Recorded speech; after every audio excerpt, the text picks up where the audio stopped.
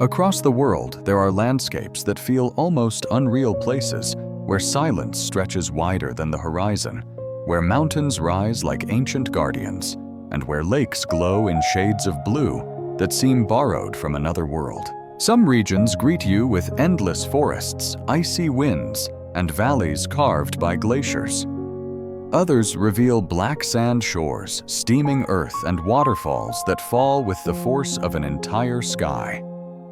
Some places feel crafted with elegant stone villages glowing under warm, light fields of flowers, bending in a gentle breeze, and old towns built with the patience of centuries. Travel further, and the world shifts again.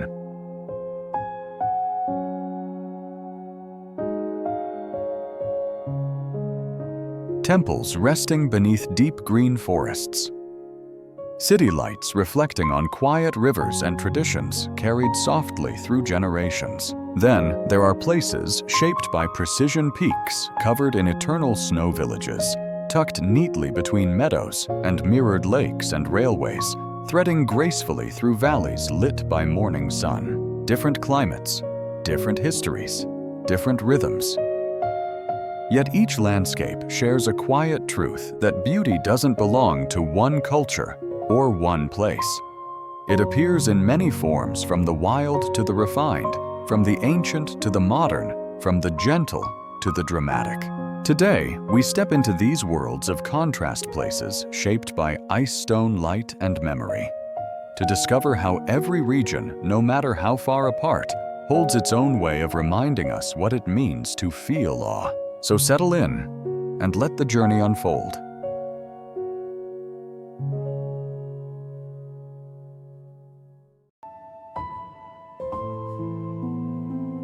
Kanazawa, the quiet elegance. On the western coast, facing the Sea of Japan, lies Kanazawa, a city that feels as if it has chosen to grow slowly. Here, samurai districts still hold their narrow lanes and earthen walls. Tea houses in the old geisha quarter glow softly at night, their latticed windows turned into golden squares of light. You can almost imagine the sound of shamisen strings drifting through the rain. Kenrokuen, one of Japan's most celebrated gardens, sits at the city's heart. In winter, ropes are tied from tree branches to the ground, yukitsurie, to protect them from heavy snow. The shapes these ropes make are almost calligraphy in 3 dimensions, a patient gesture against gravity and time. In a small workshop, an artisan lays gold leaf onto lacquerware one breath at a time. Kanazawa once produced most of Japan's gold leaf, and the craft still survives here, thin as air, fragile as a sigh, yet capable of outlasting generations. Kanazawa doesn't try to impress.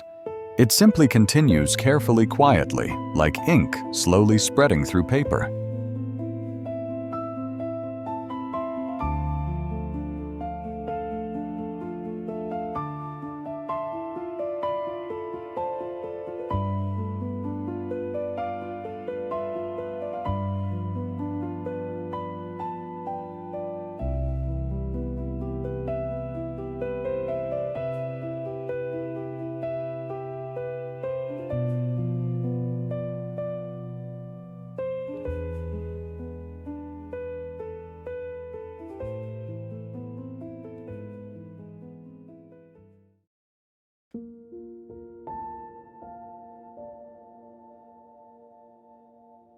Lake Louise, Alberta.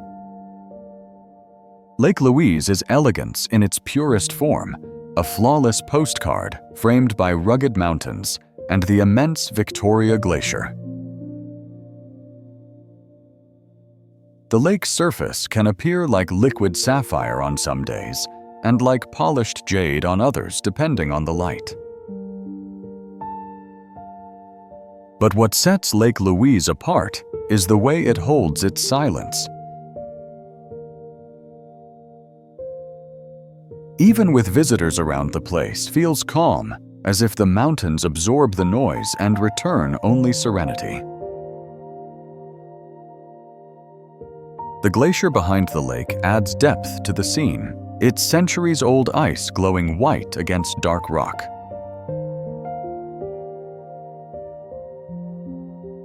Occasionally, you may hear distant cracks, the sound of ice shifting, reminding you that this landscape is alive. Travelers often sit at the shoreline longer than planned. Not to take photos, not to rush to the next stop, but simply to watch the ripples fade, to see clouds drifting across the peaks, to listen to the stillness. Lake Louise is timeless. It offers a space where the mind slows down, where beauty isn't loud, but steady and enduring.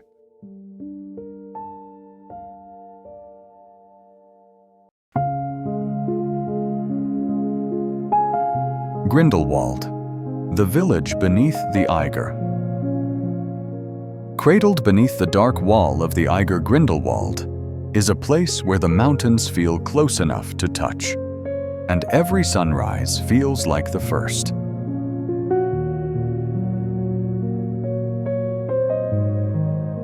The Eiger dominates the horizon, a giant of rock and snow that has tested the courage of generations.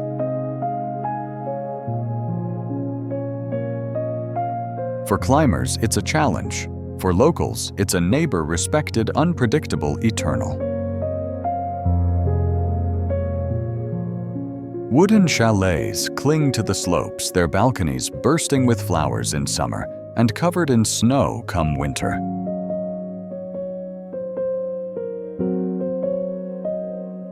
Smoke rises from chimneys, curling into the cold air, carrying the scent of pine wood and bread.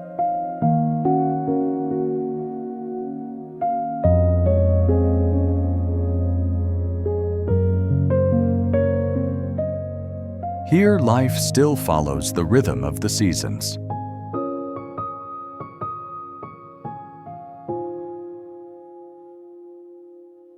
Spring brings green pastures.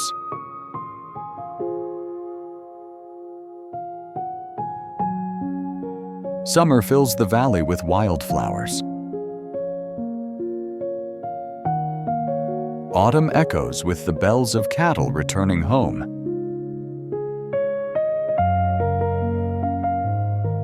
And winter wraps the world in silence.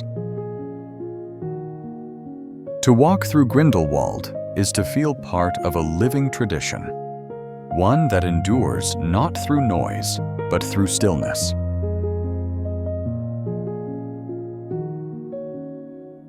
And as the last light fades from the Eiger's face, you understand why people here never try to conquer the mountain. They simply learn to live alongside it.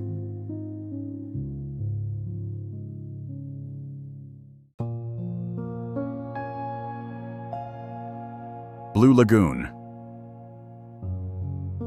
There's a moment the first time you see Blue Lagoon when your mind hesitates, trying to decide whether what you're looking at is real.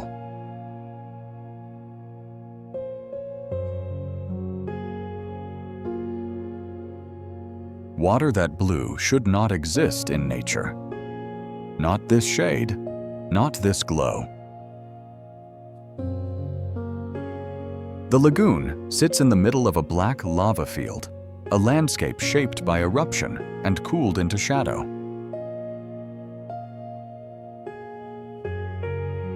And right in the center of that darkness, a pool of milky turquoise water steaming gently under the open Icelandic sky.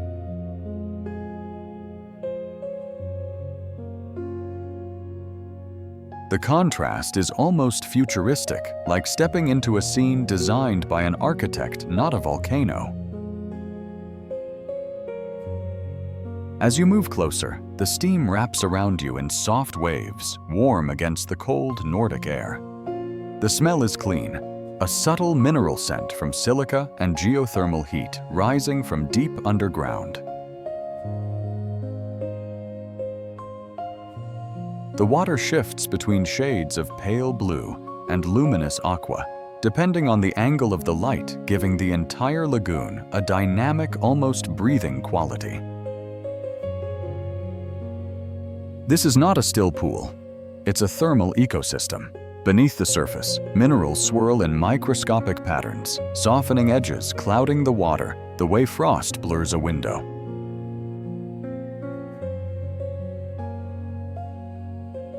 On the surface, gentle ripples break the reflections of dark lava rock, creating a painterly texture.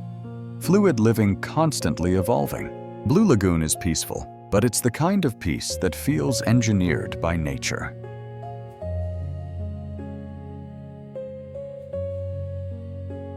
A balance between heat rising from the earth and cold winds gliding across the water.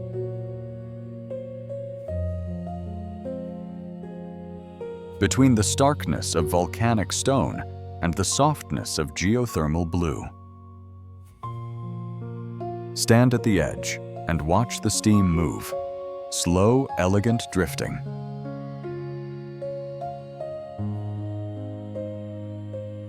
Each cloud catching and diffusing the light, transforming the air into a soft glow. This is Iceland at its most modern elemental power, reshaped into harmony. It's easy to forget here that you're standing on one of the youngest pieces of land in the world. Land still forming, still shifting, still writing its story.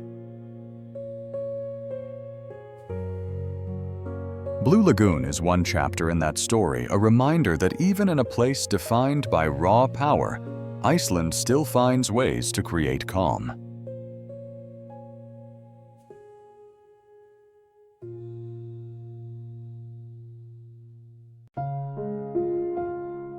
Mont Saint-Michel, Tidal Fortress. Mont Saint-Michel rises from the tidal flats of Normandy like an apparition from another age. At high tide, it becomes an island, an isolated fortress surrounded by swirling waters.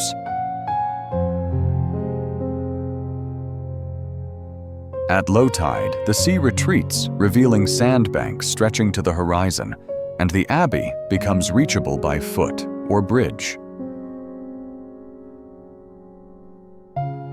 This duality gives Mont Saint-Michel a feeling of mystery, as if it exists between two worlds. Climbing the steep stone path to the abbey, you pass ancient houses, shops, and narrow alleyways that feel unchanged since medieval times.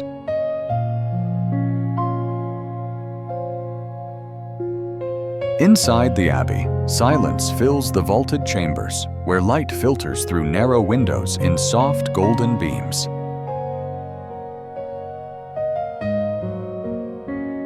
It's easy to imagine monks who lived here centuries ago, praying, studying, and watching the tides rise and fall every day.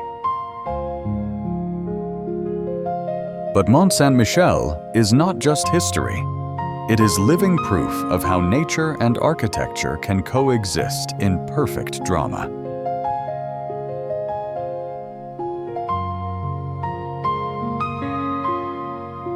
Storm clouds gather over the sea winds, whip across the coast, and the entire structure seems to glow against the sky. For older travelers, it brings a profound sense of reflection. For younger ones, it sparks wonder and imagination. Whether seen from afar or explored up close, Mont Saint-Michel is one of the most unforgettable sights in France, a place where the ocean writes its own story on the stones.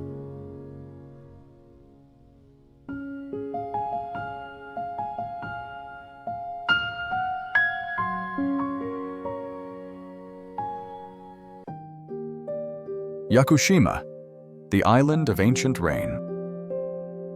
South of Kyushu, clouds gather around a small green island rising from the sea. This is Yakushima, a subtropical world of rain moss and ancient cedar trees. Here it rains so often that locals joke about having 99 kinds of it. So clings to the mountain's rivers, run clear and cold, and every rock seems wrapped in green. Deep in the forest, giant yakusugi cedars stand like guardians. Some are thousands of years old, older than most written histories, older than many countries.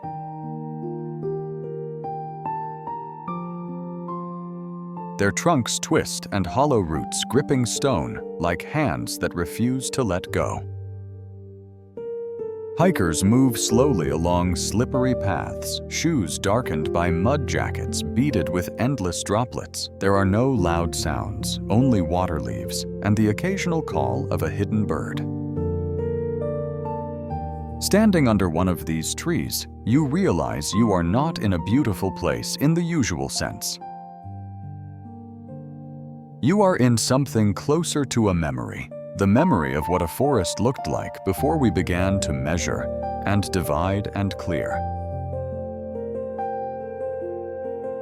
Yakushima does not perform for visitors. It simply continues to grow, to rot, to sprout again, patient and unbothered, teaching us what endurance really looks like.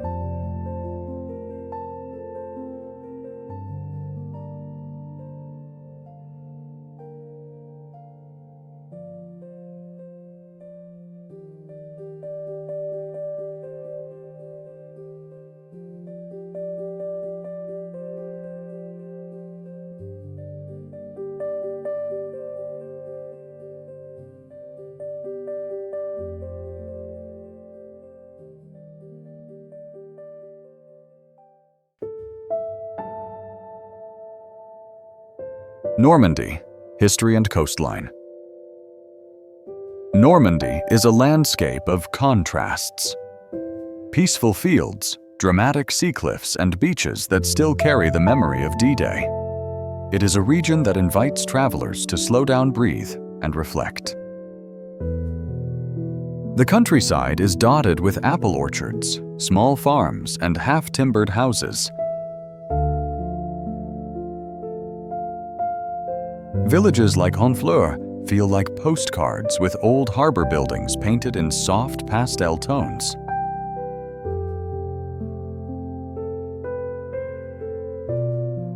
Along the coast, the white cliffs of Etretat rise sharply from the sea, carved by centuries of waves into arches and towers of chalk.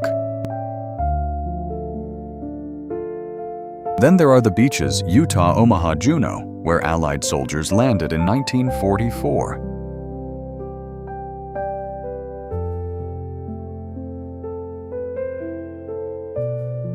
Walking these shores, you feel the heaviness of history mixed with the serenity of the present day.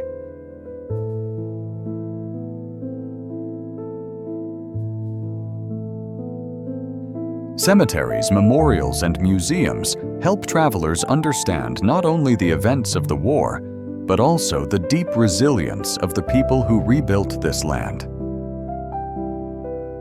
Normandy also delights in simpler pleasures. Creamy cheeses, fresh seafood cider made from local apples, and warm crepes served with salted caramel. It's a region where beauty does not shout, it whispers.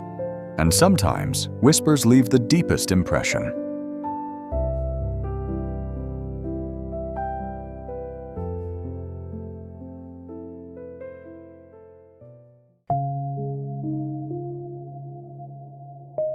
Whistler, British Columbia.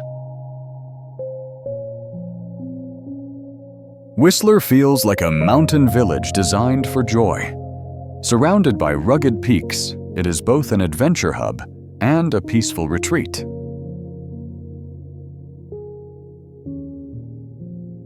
In winter, snow blankets the rooftops like frosting, and the mountains invite skiers and snowboarders from around the world.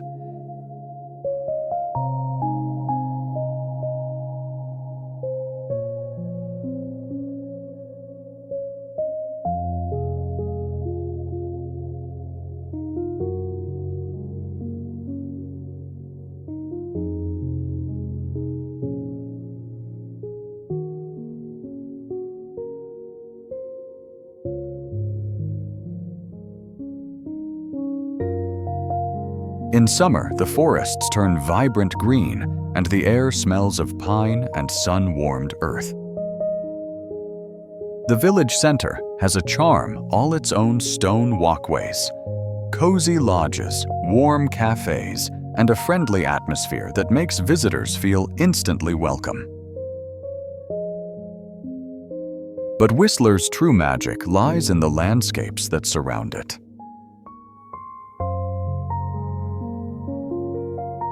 Quiet lakes that reflect the sky, glacial streams weaving through forests and mountains that seem close enough to touch. For the adventurous Whistler is thrilling. For those seeking rest, it is healing. For everyone, it is unforgettable.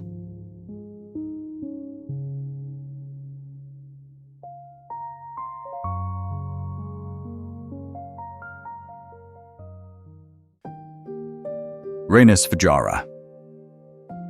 Reynis Fjara is not a beach, it's an encounter. The moment your feet touch the black sand, you feel the power of a coastline built by fire.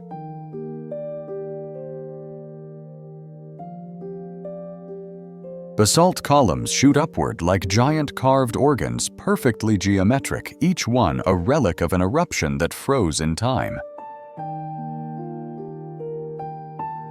And beyond them, the ocean. Not gentle waves, not soft tides, but deep, rolling power. White surf crashes hard against the black shoreline, creating a visual contrast so sharp it looks unreal.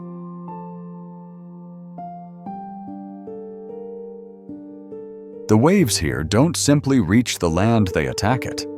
Every surge pushes further faster, driven by the raw energy of the open Atlantic. This clash between sea and stone is hypnotic. You can watch it for minutes or hours without noticing time pass, the thunder, the spray, the endless motion.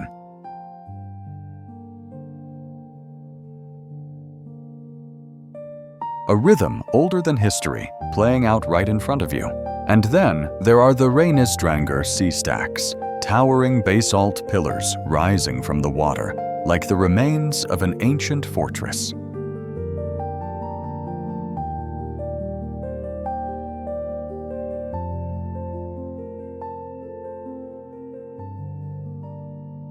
Mist coils around them, waves crash at their base, and seabirds circle the tops in chaotic, elegant spirals.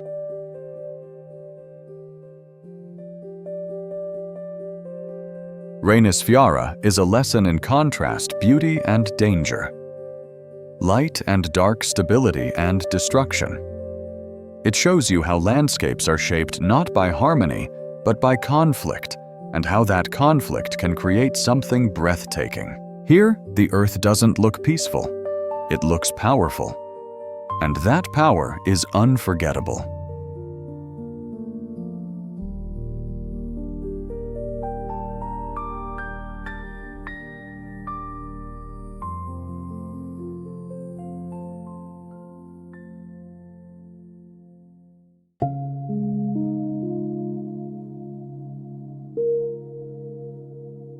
Montreux, the Riviera of the Alps.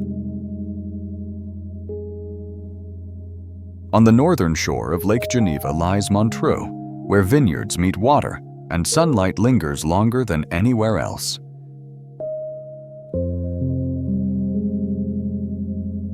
This lakeside town feels like a dream between two worlds, the serenity of the Alps behind and the rhythm of the Mediterranean ahead.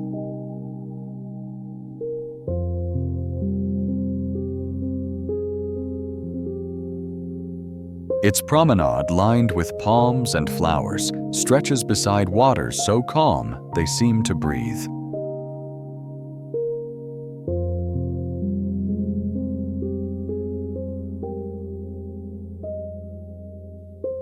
Artists, poets, and musicians have long found refuge here among them.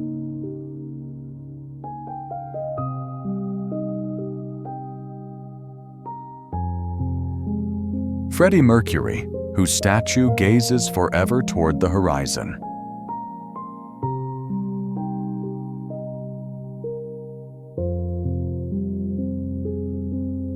Every July, the Montreux Jazz Festival transforms this peaceful haven into a heartbeat of sound.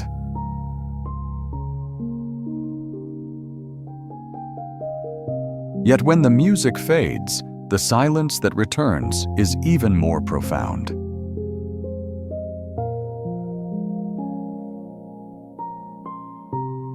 The Château de Chillon stands guard over the lake, a witness to centuries of kings, poets, and lovers.